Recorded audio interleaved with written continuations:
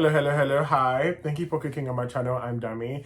Okay, I just came to this video today to the camera to one, recommend a book, obviously, and two, just update my scoreboard. So if you've been watching any of my other videos, you've known that I have been reading some recommendations from Book of the Month. And this is not sponsored, don't worry, I'm not about to give you a whole ad.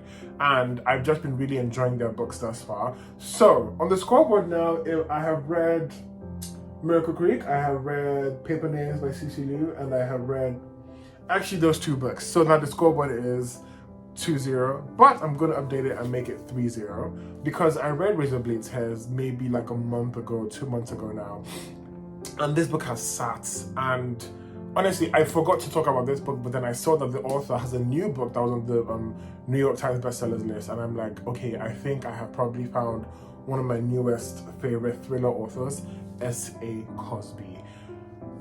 Where do I start? Where do I end with this book? Okay, so just reading the premise of this book alone was really what just drew me to it. So the premise of this book, I'm going to run through it so quickly, is that these two dads, one is black, one is white, and they are both ex-cons from like different times. They don't really know each other. They both have kids who are married to each other, but their sons were both gay and they're married to each other, and these dads are also homophobic, and they weren't really as welcoming or, you know, open-minded with the marriage, with the relationship, and with their daughter that they had before they died as well. Now the mother of the black guy, she all hands-on grandmother, everything, but the mother of the white guy, she's very conservative, and she was also separated from his dad. So she was married to a mayor who she was like, she doesn't want to, ruin her paycheck, she doesn't want to mess up anything, so she kind of wasn't really fucking with him at all. That was the relationship, that was how it was. Now the black guy was like a journalist of some kind, while the white guy, who I forget their names unfortunately, but their names are really as important in the book. It's mostly about the dads, but the white guy as well was a baker. Now the dads are trying to understand what happened, why, like who would want to, like, they weren't in any gang, they weren't like in any bad crew, they lived in a really, really good environment, they had a daughter, so they were really just, raising their child, like what would have happened, and they realized that their kids died due to some like gang affiliation, which is like, to them, they're like, no.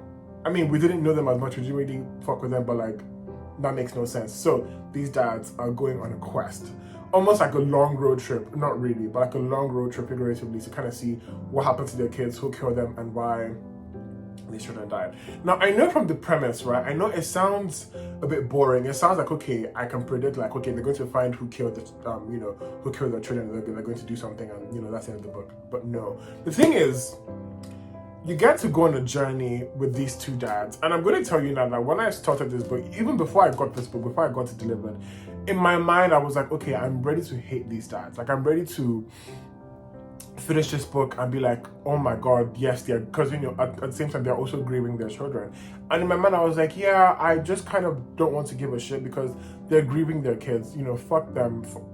Who cares, right? Who cares about them? They're homophobic, they didn't really pay attention to their kids, they deserve what they got, being the death of their children.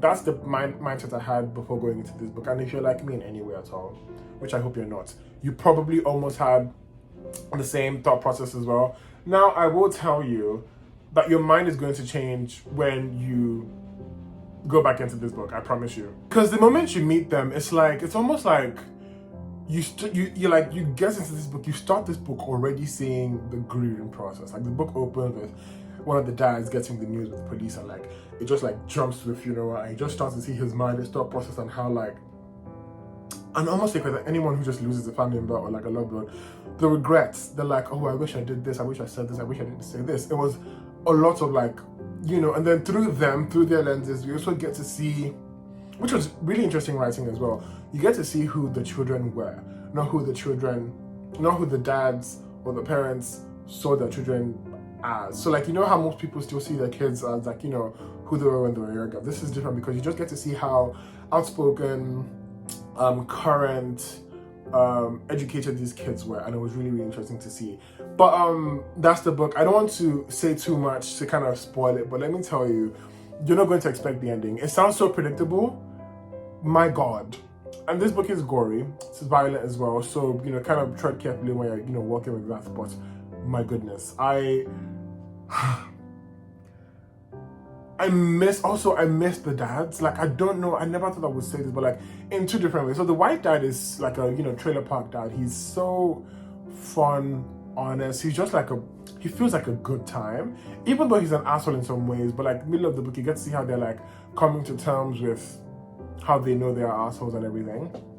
And then the other one, he's, you know, a black dad. He's kind of a bit uptight in a way, and he's not so lenient to kind of like accepting what was, and the society as well, which is, you know, kind of a stick in the mud for him. But my goodness, I just came in to recommend this book and update my scoreboard because this book is fucking sensational. You're gonna run through it really quickly. I remember when I finished the book, it was like again, I've said this before, I don't like go through books in a whole day.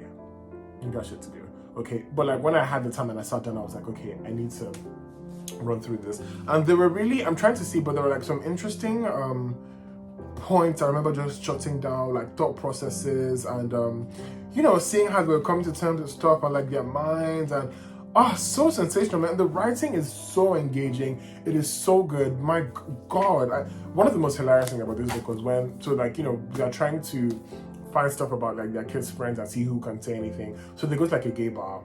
You know, one of the dads, he's getting hit on and he like tries to cause a fight, and that scene was just so hilarious. Like just putting a stereotypical black straight man into this scenario where they're like, you know, free people with fucking hilarious. Even the way the conversation starts, so like someone is trying to hit on him and it's like, oh my God, these kids, right? Because he thinks, you know, the dad is gay. It's fucking hilarious. It's really, really good. And they're like some really, really hard-hitting conversations. I think where this is the last like minor bit I promise, but like the point where I started to like have a shift towards these dads, right, is where they're like at the barbershop, and because, you know, they as well, because they were in prison as well, they have some sort of like connection, so they're trying to get as much resources as they can. So they go to a barbershop and they're sitting down waiting for someone, and they start to hear the barbers talk about like, oh my God, if my child was gay, I would fuck him up, I would like do all sorts of things. And you get to see how these dads have already been through a lot of loss, and they're like, I wish I wasn't saying this when my kids were alive. I wish I showed them as much love. And you can see how they want to say something, but like they're still on the brink of like, well, I have all my street cred, I don't want to look like a pussy. But at the same time, they're like, oh my gosh, if only you knew what you were saying, the kind of loss you would like go through if, you know, how you would want to take this back. It was really good. I miss them. This book has a lot of twists, okay? Just go in knowing that like you can't predict this. I promise you, I don't think, unless you're just really good at predicting, you can't predict it. And I know this author has a new book out that I've already added to my list. I'm gonna buy as soon as I can. But fucking sensational. It's a 340 with book of the month, and yeah, it's pretty good. So pick up RazorBlade Tears. It's a good thriller read, and I do believe as well, if you're like a new thriller reader, this might be a good place to start. However, it's a bit heavy hitting, so maybe because most thrillers are like a bit dramatic and they're like a bit, you know, scary and woozy and everything, so that might be a bit of a toss point. But yeah, I'm done now because I'm just like looking at this book and I'm missing when I was reading it. It was so good. I miss you. But yeah, that is the video. Thank you so much for clicking. I've been Dami, and I will see you the next time I'm talking about the book, more books, or books that I want to read, have read, liked, and all that jazz. Bye!